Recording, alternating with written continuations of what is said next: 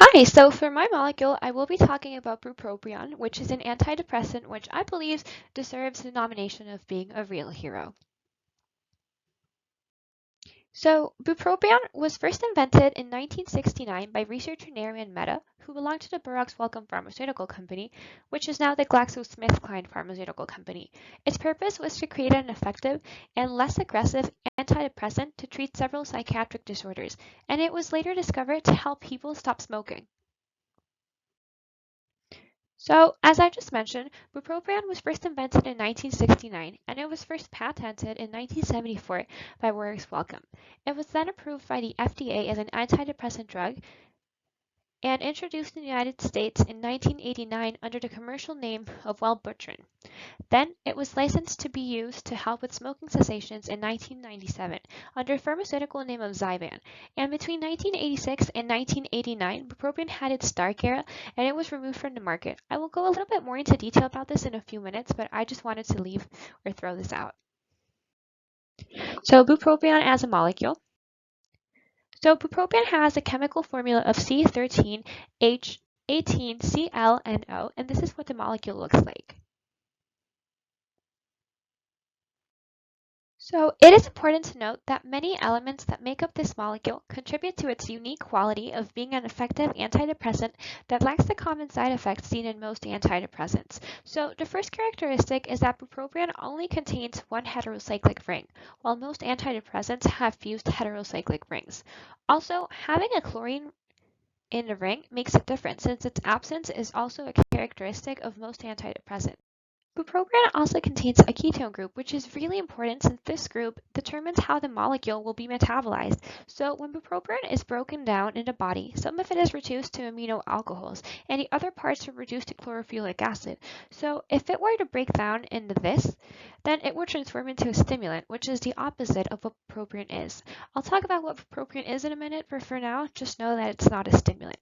So also note that bupropion has an aromatic ring, and which allows the delocalization of electrons, and this also little star here is represented the chirality center. Additionally, it contains an amine group, and the presence of these two groups together categorize bupropion as being part of the aminoketone group.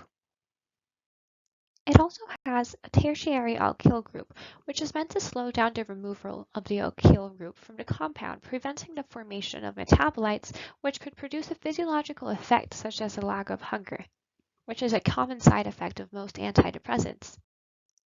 Finally, its para orientation is super important. The para orientation is the fact that the chlorine is connected to the third carbon in the heterocyclic ring.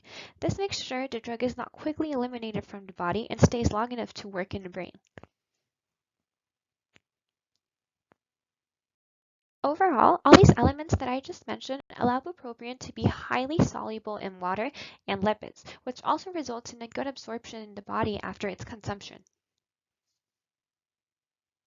So bupropion's physical characteristics. Bupropion has a melting point between 233 and 234 degrees Celsius and it has a boiling point at 334 degrees Celsius. It's solid at room temperature and it has a toxicity level of 660 milligrams. However, toxicity is very rare.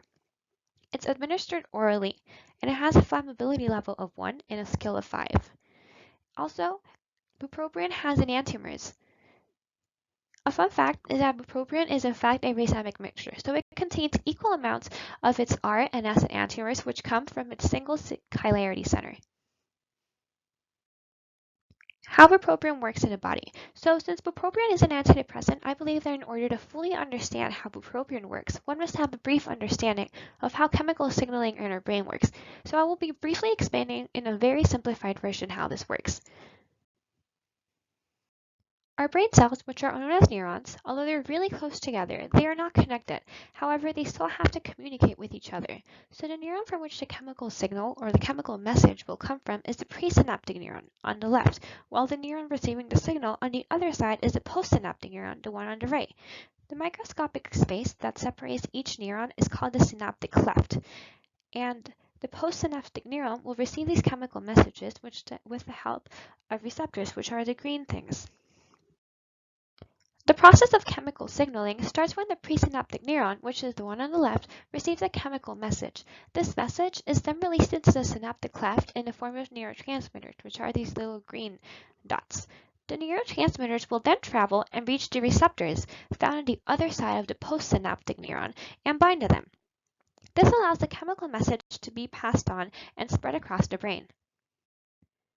The neurotransmitters that are still in the synaptic cleft must be then cleared. While some of them move out throughout diffusion, which is by themselves, some of them will be taken back to the presynaptic neuron in a process called reuptake, where they will be recycled. However, when someone suffers of depression, their levels of neurotransmissions may be in disequilibrium. Specifically, depression results in low levels of dopamine, serotonin, and norepinephrine, which are all neurotransmitters that regulate mood, motivation, and emotion, and low levels of such result in a state known as depression. Personally, I believe bupropion has some incredible qualities that defines this molecule as a true superhero. Remember how I explained that depression results in low levels of serotonin, dopamine, and norepinephrine? Well, bupropion stops the process of reuptake seen in the synaptic cleft, which means there's no reuptake and no diffusion. This causes the neurotransmitters of dopamine and norepinephrine to stay in the synaptic cleft and accumulate, increasing their levels and allowing the chemical message to go through. What bupropion does makes bupropion an NDRI and not a stimulant. NDRI stands for norepinephrine dopamine reuptake inhibitor, and it results in making people feel happy, people that were depressed. Additionally, recent discovery revealed that bupropion also blocks the receptors receiving nicotine neurotransmitters, which helps people stop smoking and stops the chemical message of nicotine to go through. Some more pros that are seen in bupropion is that, as I've mentioned before, bupropion does not lead to most side effects seen in other antidepressants. So these common side effects are sexual dysfunction, weight gain, or sedation. Additionally, it is not involved in the serotonin reuptake like most antidepressants. In fact, antidepressants that do involve the serotonin reuptake in the brain are the ones that have very severe side effects.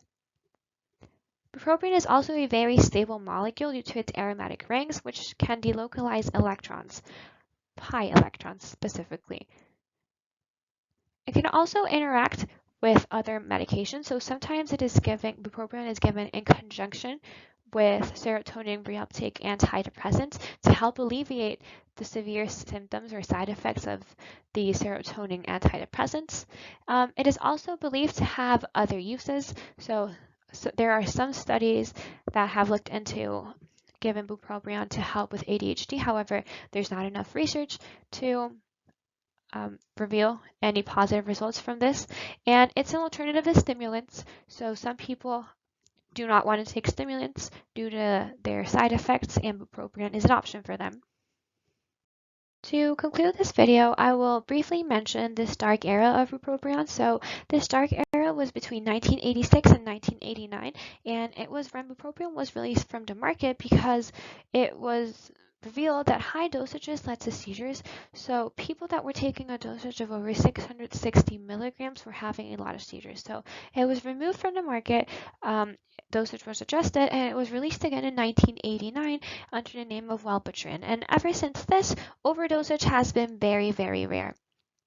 So overall, I believe bupropion deserves the title of being a superhero because it helps combat one of the biggest villains seen in our society today, which is depression, without having a variety of side effects. Thank you very much for listening to my video, and I hope you enjoyed it.